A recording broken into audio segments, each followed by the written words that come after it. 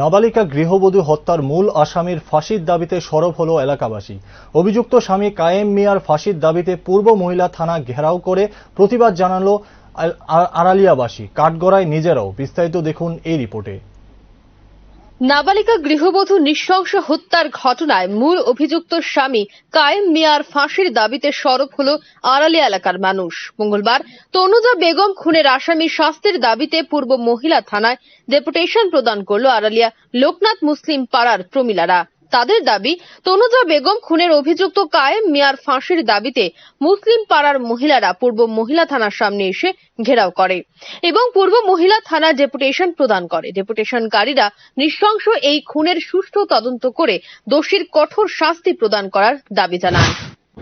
এই ফ্যামিলি কায়েম মিয়ার পুরো ফ্যামিলি আমরা সারা থেকে উঠানো লাগতো, এই পুরো ফ্যামিলি থাকতে পারতো।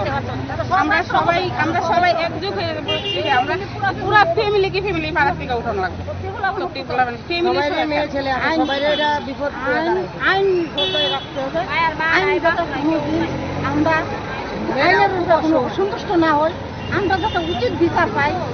সকল মা বোনেরা এই এক হত্যাকারী যে দুষ্টকারীরা বিচার নিয়ে যাতে আমরা শান্তি কামনা করতে পারি, ওইটার লেগে আমরা চাই যে তার ফাঁসি হওয়ার দরকার।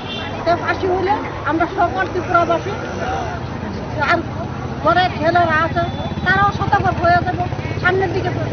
আর এরকম কোনোদিন সুযোগ পাইতে না। এদিকে এদিন নৃশংস হত্যার ঘটনার ব্লু প্রিন্টের নাটকীয় পুনরাবৃত্তি পুলিশের সামনে উপস্থাপিত করে আসামি কায়েম মিয়া। এদিন ঘটনাস্থলে গিয়ে পুলিশের আধিকারিকদের সামনে খুনের ঘটনার সম্পূর্ণ ছক অভিনয়ের মাধ্যমে উপস্থাপন করে আসামি। কিভাবে সামান্য পারিবারিক বিবাদকে ঘিরে তরতাজা গৃহবধূকে গলা টিপে হত্যার পর দেহ খণ্ড দ্বিখণ্ড করে পাশের কচু খেতে নিয়ে পুঁতে রাখে, সে সবই পুলিশকে জানায় ও দেখায় আসামি কাশেম মিয়া।